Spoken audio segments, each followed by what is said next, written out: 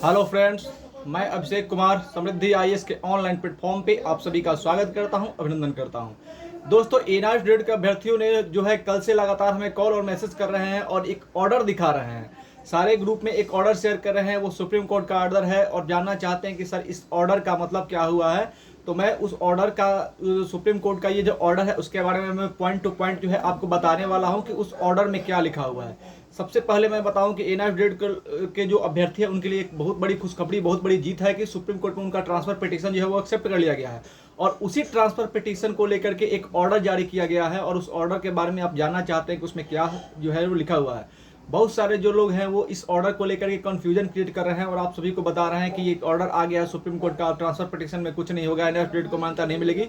ये सारी चीजें कह करके जो है आपको जो है वो निराश करने का काम कर रहे हैं। लेकिन मैं इस ट्रांसफर पिटीशन का 1 to 1 हर एक पॉइंट के बारे में बताऊंगा कि उस ट्रांसफर पिटीशन का जो कोर्ट ऑर्डर आया है उस कोर्ट ऑर्डर में क्या लिखा हुआ है।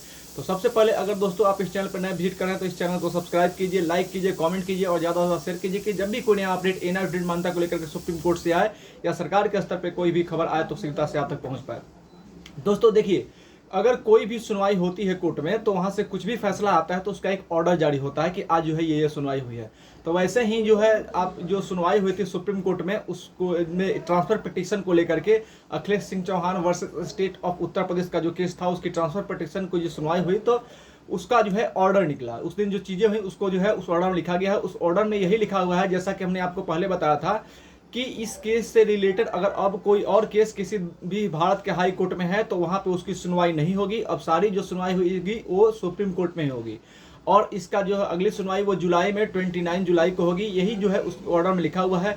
जो ऐसा कुछ नहीं है कि एनआईएस ग्रेड के अभ्यर्थियों को जो है मनगढ़ंत चीजें बता करके लोग जो है उनको अपनी राह से भटकाने का काम कर रहे हैं। तो आप लोग जो है इस पे ध्यान न दीजिए। इस सुप्रीम कोर्ट का जो ऑर्डर है जो आप लोग वायरल कर रहे हैं इसमें बस यही लिखा हुआ है कि सुप्रीम इस केस का जो है एक्सेप्ट कर लिया गया है। अब इसकी अगली सुनवाई जो है वो 29 जुलाई को होगी और साथ ही ये बताया गया है कि इस केस से रिलेटेड किसी भी हाई कोर्ट में अगर कोई केस चल रहा है तो वहां पे उसको स्टे कर दिया गया है, वहां पे अब इसकी सुनवाई नहीं होगी। अब जो भी सुनवाई होगी वो सुप्रीम कोर्ट में होगी और इसकी अगली सुनवाई जो है जुलाई में होगी। यही जो है इस केस में लिखा हुआ है, इसके अलावा और कुछ नहीं है। यानी आप लोग जो है अपनी चिंत रहे और अपने सारे आप जितने भी एनआईएस ग्रेड के अभ्यर्थी हैं सब लोग एकजुट होकर के सुप्रीम कोर्ट केस पर ध्यान दें और वहीं पे अपना लड़ाई रहे, क्योंकि सब लोग अगर एक साथ लड़ेंगे तो निश्चित रूप से जो है आपको न्याय मिलेगा। ये बड़ा अपडेट है दोस्तों।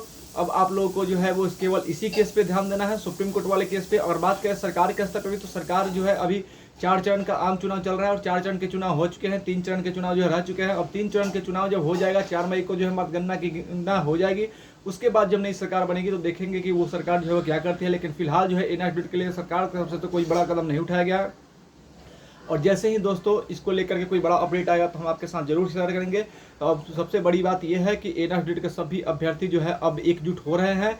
अब आप सभी लोगों को एकजुट होकर के एनआईएस ग्रेड की ये मान्यता की जो है लड़ाई लड़नी है। और साथ ही दोस्तों सुप्रीम कोर्ट में जो है अब जो एडवोकेट है उन पर ध्यान देना होगा कि एडवोकेट बेहतर तरीके से आपके केस को स्टडी करे। बिना स्टडी करे अगर वहाँ पे जाएंगे तो दोस्तों गलत हो सकता है, लेकिन अगर आप स्टडी करके, कितना बड़ा वकील हो, अगर वो स्टडी करके जाएगा तो कोर्ट के सामने अपनी बातों को बेहतर तरीके से रखेगा। इसलिए सबसे ज़्यादा जरूरी है कि आप जो है अपने एडवोकेट को, जो भी आपके एडवोकेट है उनसे बोलें कि आप पहले इस केस को स्टडी कीजिए, देखिए कि किस तरह से हमारा पक्ष आप कोर्ट के समय रखेंगे। अगर वो इस केस को स्टडी कर लेते हैं तो बेहतर तरीके से कोर्ट के सामने अपनी बातों को रखेंगे और वहाँ पे जब एडवोकेट एक बेहतर तरीके से अपनी बात को रखेंगे तो जरूर हमारे बात पे विचार करेंगे और हमको जो है मान्यता देने के लिए कुछ कहेंगे दोस्तों। तो ये बड़ा अपडेट था। इसके बाद कोई नया अपडेट आता है तो आपके साथ जरूर शेयर करेंगे। धन्यवाद।